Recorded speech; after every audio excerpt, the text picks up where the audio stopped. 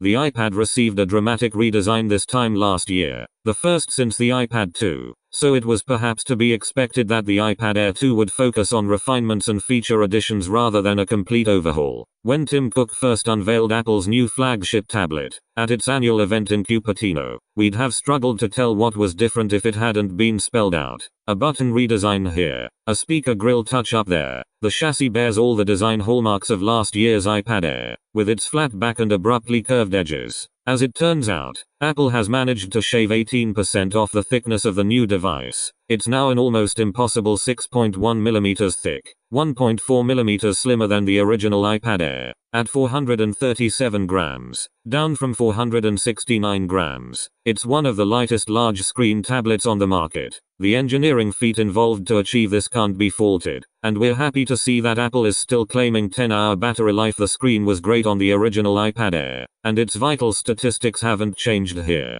It still measures the same 9.7 inches across the diagonal, and the Retina resolution of 1536 x 2048 delivers an identical pixel density of 264 ppi. It looks just as sharp, and if last year's Air is anything to go, the quality should be excellent. There are differences, though. The iPad Air's screen has a new anti-reflective coating. The LCD screen is now fully laminated to the glass above. This should lead to a more lifelike image and, with less light bouncing around between the screen's various layers, it should also improve contrast. And the chip that processes the touch input from the screen has also been upgraded. Apple says this should, to give one example, improve the fluidity with which you can sketch with your finger on screen. Elsewhere, the most significant visual changes of the most superficial kind. For those with a penchant for bling, there will now be a gold version to go with their glitzy iPhones. It came as no surprise to anyone, however, that Apple this year has brought over the Touch ID fingerprint reader from its iPhones.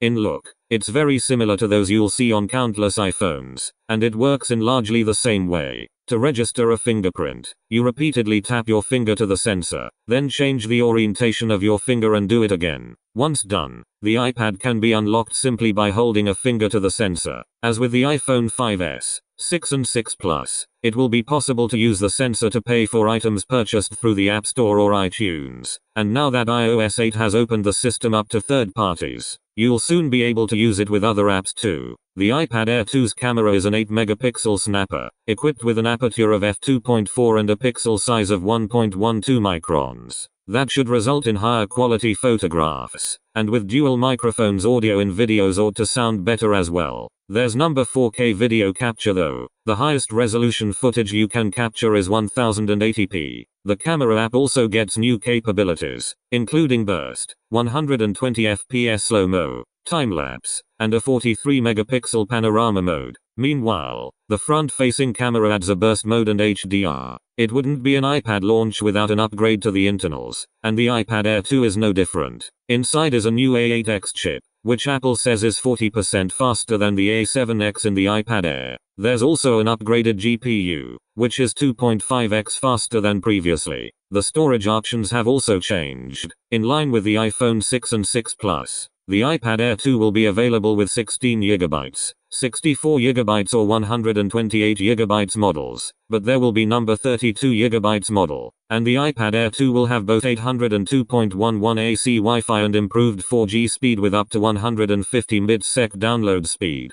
It's hard to criticize the iPad Air 2 because it's a refinement of what was already the best tablet on the market. It's slightly thinner and lighter, has a better camera and a fingerprint reader for more convenient unlocking. It's likely to be faster than before, and we hope that the screen will be slightly less reflective, and with prices the same as previously, with the 16GB Wi-Fi version costing £399, the 64GB costing £479 and the 128GB at £559, with 4G versions costing £100 more. It looks to be business as usual for Apple's iPad, and yet with the iPad Air still on sale from £319, 16GB, it's hard to see many people justifying paying £80 more for the new version. Perhaps we'll be proved wrong, but given the choice right now, we think many will plump for the cheaper, standard iPad Air.